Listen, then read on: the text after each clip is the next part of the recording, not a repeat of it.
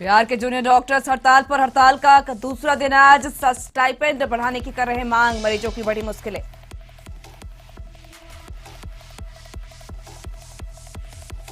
America के George town university से scholarship पाने वाले बिहार के लाल ऋतिक राज से मिले सुशील मोदी। शॉल और प्रतीक चिन्ह देकर की हौसला अफजाई। 2.5 करोड़ का मिला है स्कॉलरशिप। पटना के अपहृत राइस मिल व्यापारी मामले में पुलिस को मिली अहम सुराग। औरंगाबाद तक गए थे गाड़ी से। ड्राइवर ने अपहरण के बाद को नकारा। पटना में नियोजित शिक्षकों के तबादले का रास्ता साफ। दिव्यांग और महिला शिक्षकों को मिलेगा मौका।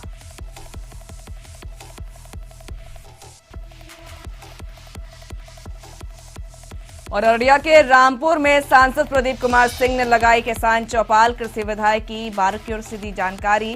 बोले किसानों के हित में है कृषि कानून।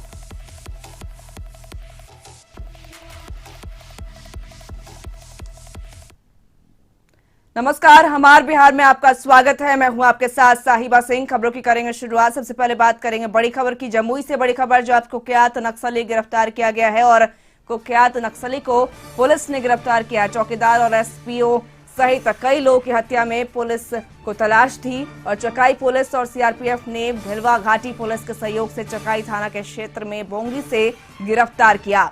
तो जमुई से बड़ी खबर, जहां पर कुख्यात नक्सली को गिरफ्तार किया गया है। और बता दें आपको कि चौकीदार और एसपीओ सहित कई लोगों की हत्या में पुलिस को तलाश थी। चकाई पुलिस और सीआरपीएफ ने भिलवा घाटी पुलिस के सहयोग से चकाई थाना क्षेत्र के बोंगी से गिरफ्तार किया। तो जमुई से बड़ी खबर, जहां पर नक्सली कुख्यात नक्सली को गिरफ्तार किया गया और चौकीदार और कई सहित कई लोगों की हत्या में पुलिस को तलाश थी। नक्सली की और चकाई पुलिस और सीआरपीएफ ने भिलवा घाटी पुलिस के सहयोग से चकाई थाना क्षेत्र के बोंगी से गिरफ्तार किया है नक्सली को। तो पुलिस को बड़ी सफलता हाथ लगी, जहां पर पुलिस ने कुख्यात नक्सली को गिरफ्तार किया है। आपको बता दें कि इस नक्सली पर कई हत्याओं के मामले थे और इसको लेकर पुलिस लगातार दबिश दे रही थी, छापेमारी जारी थी और फिलहाल पुलिस ने नक्सली को गिरफ्तार किया। और साथ ही बता दें कि चकाई पुलिस और सीआरपीएफ ने भिलवा घाटी पुलिस के सहयोग से चकाई थाना क्षेत्र के बोंगी से गिरफ्तार किया है नक्सली को। तो जमुई से खबर, जहां पर जमुई में कुख्यात नक्सली को गिरफ्तार किया गया। चौकीदार और एसपीओ सहित कई लोगों की हत्या का मामला था इस पर और चकाई पुलिस और सीआरपीएफ ने भिलवा घाटी पुलिस के सहयोग से गिरफ्तार किया।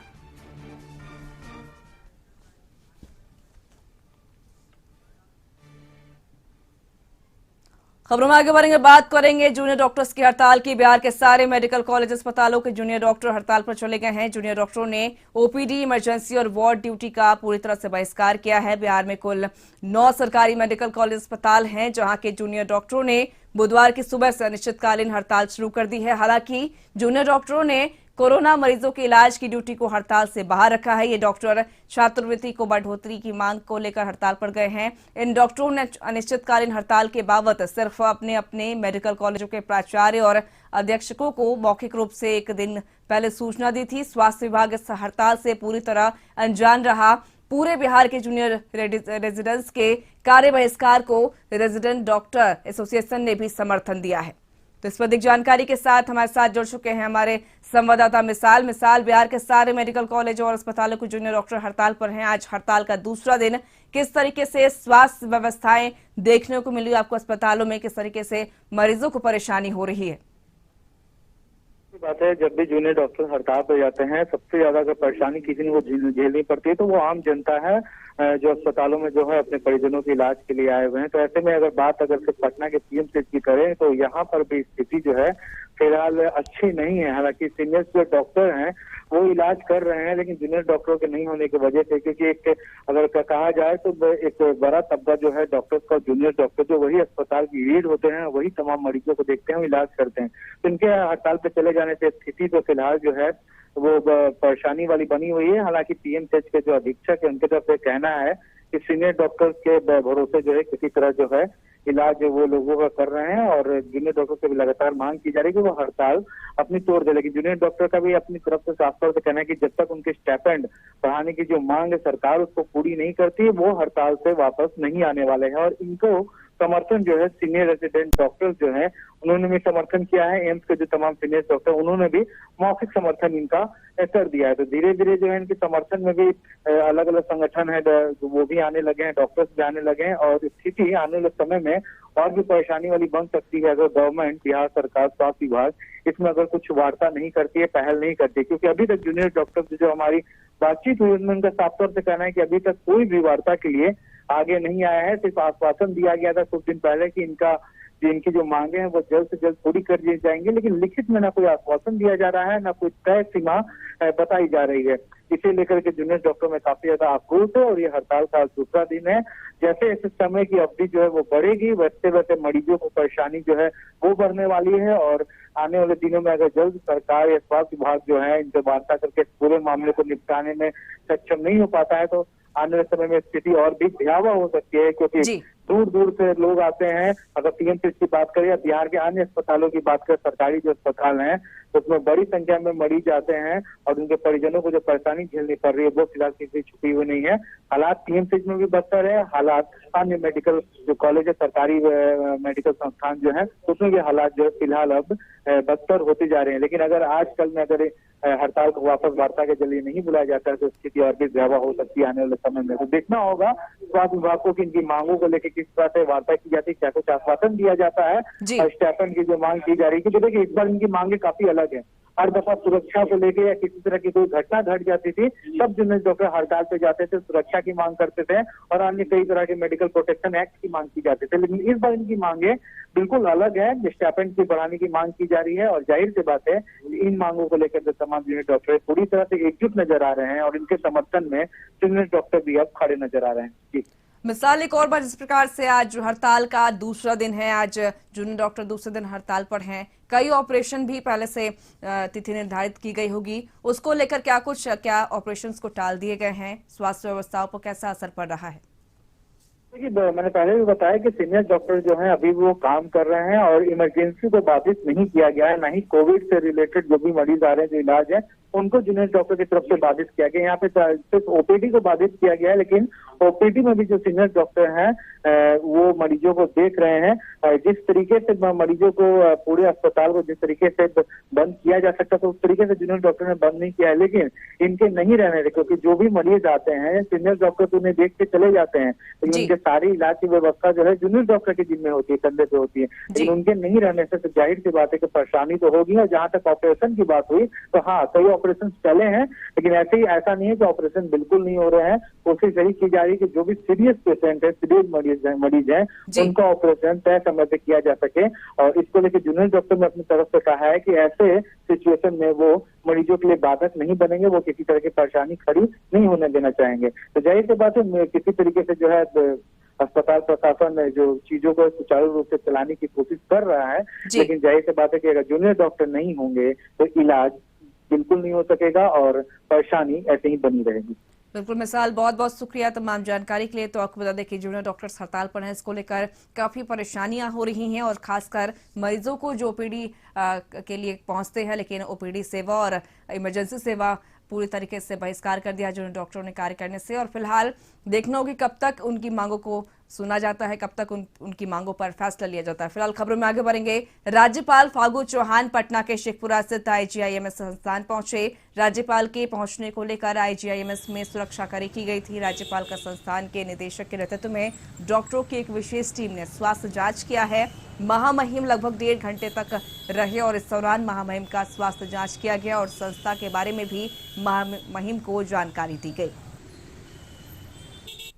हमारे भारतीय जनता पार्टी के क्रीड़ा प्रकोष्ठ की ओर से महिला टूर्नामेंट का आयोजन किया गया है। ये 2 दिवसीय टूर्नामेंट हो रहा है और अभी उन्होंने अपने साथियों से आग्रह भी किया है कि यह खेल गांव स्तर तक पहुंचे और हमारी जो भारत की संस्कृति रही है, जो बिहार की अपनी संस्कृति रही है, तो पुराने जितने भी खेल हैं, चाहे वो कुश्ती हो, खो खो हो, कबड्डी।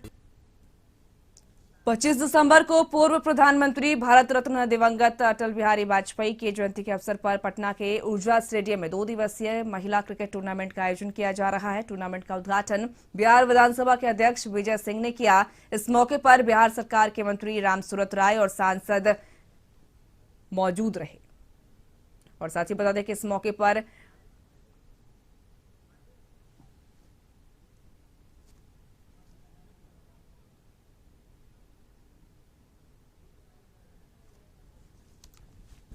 जो हमारी परंपरा रही है उस चीज को भी आगे बढ़ाना है।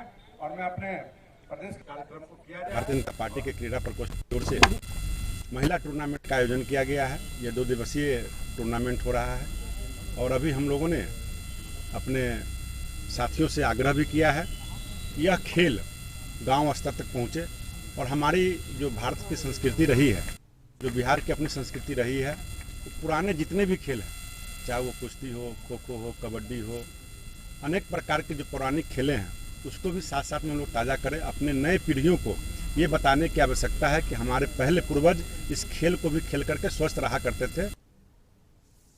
रुकेंगे छोटे से ब्रेक के लिए, खबरों का सिलसिला जारी रहेगा।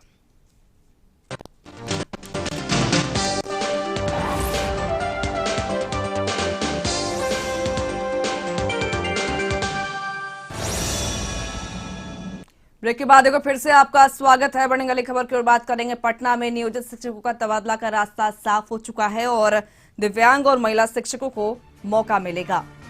तो बता दें आपको कि नियोजित शिक्षकों के तबादले का रास्ता साफ हुआ है और दिव्यांग और महिला शिक्षकों को मौका मिलेगा। तो खबर पटना से, जहां पर नियोजित शिक्षकों के तबादले का रास्ता साफ हो चुका है और दिव्यांग और महिला शिक्षकों को मौका मिलेगा। तो खबर पटना से, जहां पर नियोजित शिक्षकों के तबादले का रास्ता साफ हुआ और दिव्यांग और महिला शिक्षकों को मौका मिलेगा।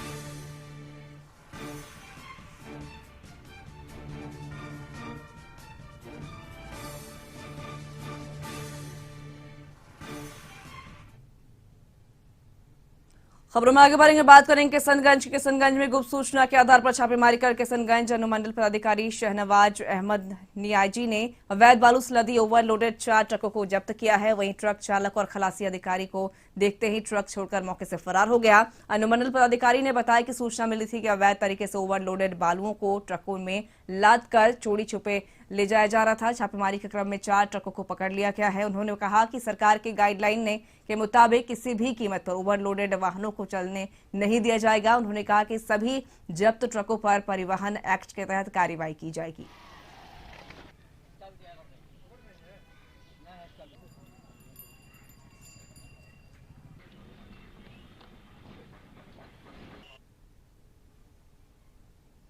इस वक्त की बड़ी खबर, जहां पर बिहार शिक्षा विभाग ने जारी किया गाइडलाइन। 4 जनवरी से खोलेंगे सभी स्कूल, कॉलेज और कोचिंग संस्थान। 9वीं से 12वीं तक की कक्षाएं खोलने की अनुमति मिली है। एक दिन में 50% ही छात्र छात्राओं होंगे उपस्थित।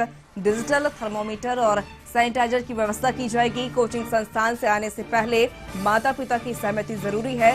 स्कूल बसों को बिना सैनिटाइज किए बच्चे लाने की अनुमति नहीं है। विस्तृत गाइडलाइन सभी अधिकारियों को भेजी जा रही है। तो इस पर अधिक जानकारी के साथ हमारे साथ जुड़ चुके हैं संवाददाता मरगूब आलम। मरगूब, बिहार शिक्षा विभाग ने जारी किया है गाइडलाइन। 4 जनवरी से स्कूल, कॉलेज और कोचिंग संस्थान खोलेंगे। इसको लेकर गाइडलाइन जारी किया गया, क्या कुछ है गाइडलाइन में? देखिए, निश्चित तौर पर ये जो गाइडलाइन जारी की गई है, आज शिक्षा विभाग की तरफ से गाइडलाइन जारी की गई है और इस गाइडलाइन में ये बताया गया है कि जो शिक्षक हैं और जो छात्र छात्राएं हैं वो किस तरीके से स्कूल और कॉलेज यूनिवर्सिटी जाएंगे। एक दिन में 50% से ज्यादा छात्र छात्राओं के जाने की अनुमति नहीं होगी। साथ ही 4 जनवरी से पहले सभी स्कूल, कॉलेज या कोचिंग संस्थान को सैनिटाइज करना होगा। साथ ही मास्क, सैनिटाइजर की व्यवस्था करनी होगी। स्कूल के जो बस हैं, जो कॉलेज के बस हैं, उनमें पर्दे लगाने होंगे, उनकी खिड़की खुले रहने चाहिए। स्कूल और कॉलेज के बस आधे से ज्यादा सीट नहीं भरे जाएंगे। साथ ही साथ ये भी निर्देश दिया गया है कि जिलाधिकारी अपने तरफ से कमेटी बना के इस पूरे मामले में कार्रवाई करे और जो गाइडलाइन है उस गाइडलाइन के अनुसार ही किसी भी हालत में कह सकते हैं कि स्कूल, कॉलेज और यूनिवर्सिटी खोलने की अनुमति दे। तो फिलहाल आज महत्वपूर्ण गाइडलाइन जारी किया गया, उसमें कई अन्य बातें हैं जो निश्चित तौर पर विस्तार से हम अपने दर्शकों को बता देंगे। कुछ महत्वपूर्ण जानकारी है अपने दर्शकों को दी कि शिक्षा विभाग ने 4 जनवरी से स्कूल, कॉलेज और विश्वविद्यालय खोलने का आदेश गाइडलाइन जारी कर दिया है और उसी गाइडलाइन के अनुसार इस आदेश को मानना पड़ेगा। जी,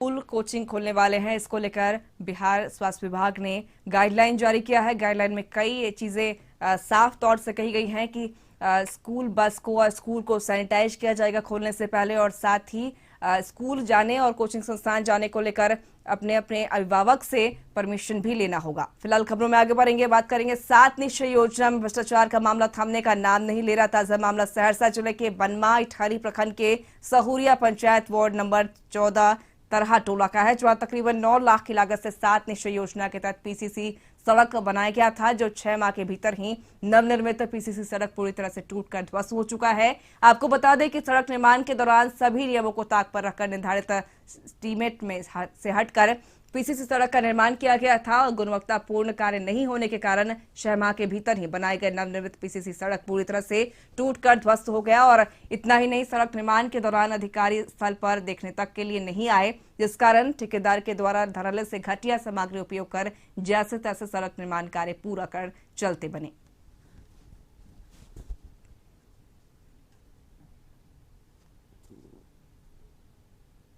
खबर अररिया से। अररिया के रामपुर कोडरकट्टी गांव में सांसद प्रदीप कुमार सिंह ने किसान चौपाल लगाकर किसानों को कृषि विधेयक की बारीकियों पर विस्तार पूर्वक जानकारी दी।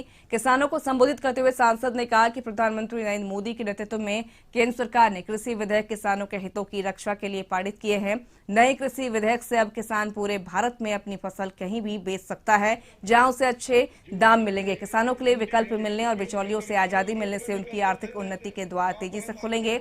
सांसद ने कांग्रेस, वामपंथी और अन्य विपक्षी दलों पर हमला बोलते हुए कहा कि मुद्दा विहीन विपक्ष किसानों को गुमराह करने की कोशिश कर रहा है। मंडी है उसको भी खत्म, हम लोग रोड में निकलते थे, माँ बहन सब हम लोग की घोषणा पत्र में सरकार ने 2 कल्पना करिए 6 वर्षों। बढ़ेंगे वाली खबर को। पटना के 2 बड़े राइस मिल व्यापारी के लापता होने का मामला 16 दिन गुजर जाने के बाद पटना पुलिस को सुराग मिले और दोनों व्यवसायी स्कॉर्पियो से औरंगाबाद गए थे। स्कॉर्पियो चालक से पूछताछ में खुलासा हुआ, औरंगाबाद में दोनों व्यवसायी का सुराग ढूंढने में पुलिस जुटी हुई है। तो पटना से 2 व्यवसायी लापता हुए थे, 16 दिन बीत चुके हैं लापता हुए, और पुलिस को कुछ अहम सुराग मिले हैं, जहां पर दोनों व्यवसायी के औरंगाबाद जाने की सूचना मिली है। और औरंगाबाद ले जाने के दौरान जो चालक था उससे बातचीत की गई पुलिस द्वारा, और बातचीत में चालक ने खुलासा किया।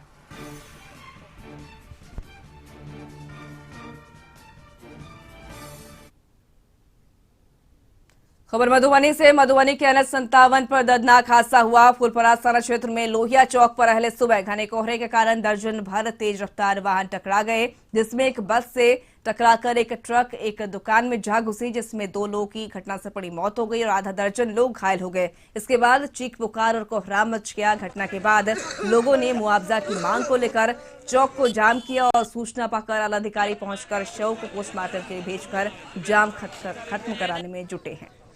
मधुबनी में कोहरे का कहर देखने को मिला और दर्जन भर गाड़ियां आपस में टकरा गई और साथ ही ट्रक एक दुकान में जा घुसी। इस पर अधिक जानकारी के साथ मधुबनी से गौरव जुड़ चुके हैं। गौरव, जानना चाहेंगे मधुबनी के NH 57 पर दर्दनाक हादसा हुआ, जहां पर घने कोहरे के कारण कई गाड़ियां आपस में टकराई हैं। फिलहाल लोगों ने सड़क जाम किया था, फिलहाल क्या सड़क जाम हटा लिया गया है और इस हादसे में कितने लोग घायल हैं? साहिबा बता दें कि आज सुबह जो है तो काफी दर्दनाक घटना घट गई है NH 57 पर। फुलपरास थाना क्षेत्र के फुलपरास में लोहिया चौक पर ये घटना घटी है। बताया जाता है प्रत्यक्षदर्शी माने तो वहाँ जो है तो दर्जन भर गाड़ियां जो है तो कुहासे के कारण आपस में टकरा गई, जिसके बाद जो है तो एक बस से टकरा करके एक ट्रक जो है तो एक दुकान में घुस गई और वहाँ दुकान के पास बैठे 2 लोग कुचल के मर गए और आधा दर्जन जो है लोग इस घटना में घायल हुए हैं। घटना की जानकारी मिलते ही जो है तो काफी संख्या में लोग जुट गए। इसके बाद जो है वहाँ कोहराम मच गया। लोगों ने जो है तो NH 57 को जाम करके जो पीड़ित हैं, जो मृतक हैं, उनको जो है तो उचित मुआवजा देने की मांग कर रहे थे। जानकारी मिलते ही जो है तो थाना अध्यक्ष, DSP और जो SDO हैं वो वहाँ पहुंच करके सारे लोगों को समझा बुझा करके सबको अपने कब्जे में लेकर के पोस्टमार्टम के लिए मधुबनी सदर अस्पताल भेज दिया है। लेकिन ये दर्दनाक हादसा कुहेसा के कारण हुआ है। साहिबा गौरव, एक और बात, जिस प्रकार से ठंड लगातार बढ़ रही है और कोहरे का असर रहता है और विजिबिलिटी काफी कम होती है, इस वजह से सड़क हादसों की जो कहीं बौछार सी हो गई है और लगातार सड़क हादसे देखने को मिल रहे हैं। जी, हम ये कहना चाहेंगे अपने कथित न्यूज के दर्शकों के माध्यम से कि जो भी यात्रा करते हैं घने कुहासा को देख करके सतर्कता बरते, या हो सके तो रात्रि में जो है नहीं निकले, और सुबह जब तक कुहासा शांत नहीं हो, कुहा खत्म नहीं हो, तब तक सड़क पर लंबी दूरी की यात्रा न करें। इसी में जो है तो उनकी भी भलाई या जान माल की सुरक्षा हो सकती है। बिल्कुल, बहुत बहुत शुक्रिया तमाम जानकारी के लिए गौरव। तो आपको बता दें कि मधुबनी से दर्दनाक हादसा जहां पर कोहरे का असर देखने को मिला और कोहरे के कारण कई गाड़ियां आपस में टकरा गई, जिसमें 2 लोग की मौके पर ही मौत हो गई। वहीं कई लोग, दर्जनों लोग घायल बताए जा रहे हैं। फिलहाल खबरों में आगे बढ़ेंगे।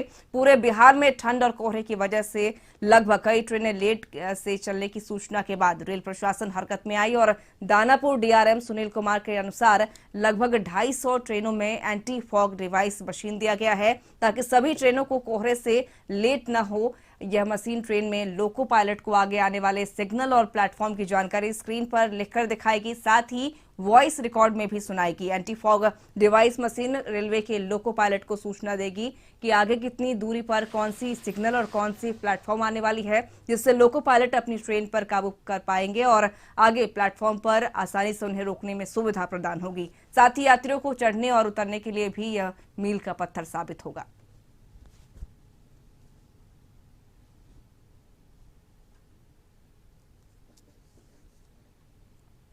डिवाइस से जो है कि हमको ये फायदा मिल रहा है कि पहले जो हम लोग को पता नहीं चलता था कि हमारे कितने दूरी पर सिग्नल है, लेकिन तो कारण जो है कि हमको ये आपका सिग्नल का दूरी पता चल जाता है कि हमारा सिग्नल जो है कितना दूरी पर है, जिसके कारण गाड़ी को कंट्रोल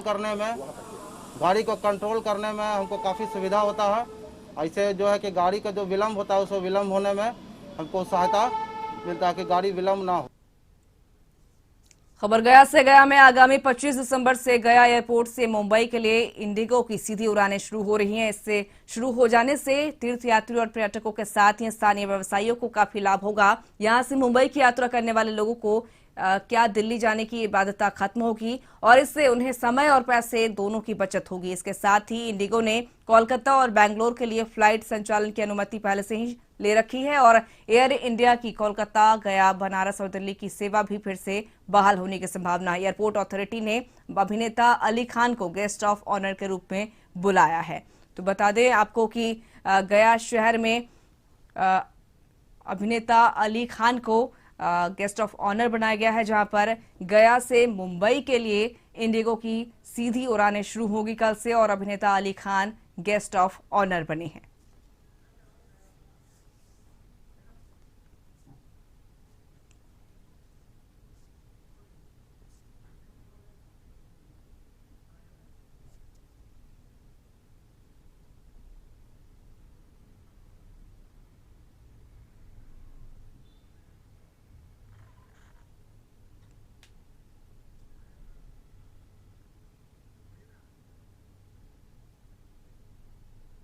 खबरों में आगे बढ़ेंगे। बिहार के मुख्यमंत्री नीतीश कुमार के बाद भारत सरकार के पूर्व केंद्रीय राज्य मंत्री मोहम्मद अली अशरफ फातमी ने अपने आवास पर मीडिया से बात करते हुए दरभंगा एयरपोर्ट को अंतर्राष्ट्रीय एयरपोर्ट के रूप में विकसित किए जाने की मांग की है। वहीं उन्होंने कहा कि अंतर्राष्ट्रीय एयरपोर्ट बन जाने के बाद उत्तर बिहार का आर्थिक विकास तेजी से होगा और विदेशों में रहने वाले लोगों को आने जाने में काफी सहूलियत होगी। वहीं फातमी ने कहा कि दरभंगा एयरपोर्ट बिहार का सबसे बड़ा एयरपोर्ट होने के साथ ही इसका रनवे भी सबसे लंबा रनवे है। वहीं उन्होंने कहा कि मैंने बिहार के मुख्यमंत्री नीतीश कुमार को पत्र के माध्यम से निवेदन किया है।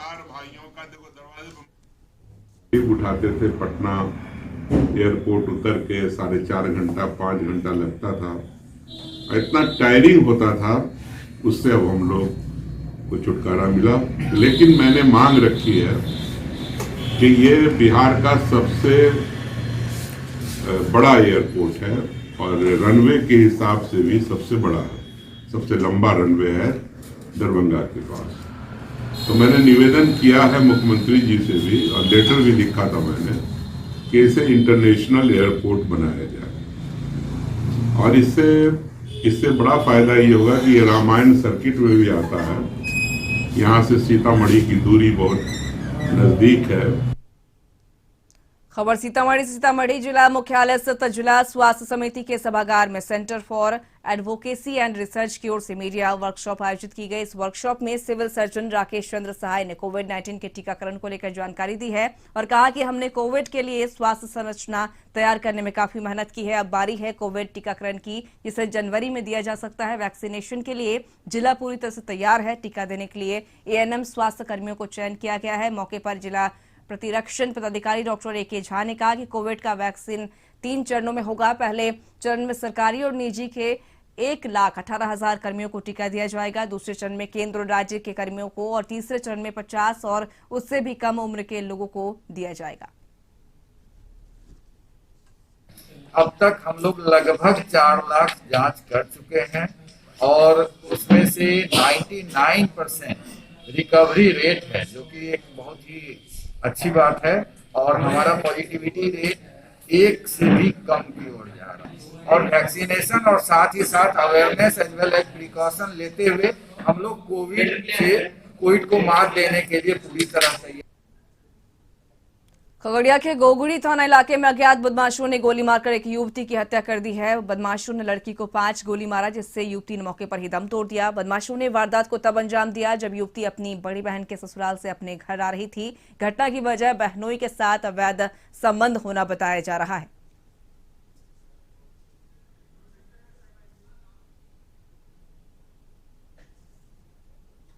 बिहार के इस बुलेटिन में मेरे साथ बस इतना ही। आगे देखिए झारखंड की खबरें हमारी सहयोगी करिश्मा के साथ। मुझे दीजिए इजाजत। नमस्कार।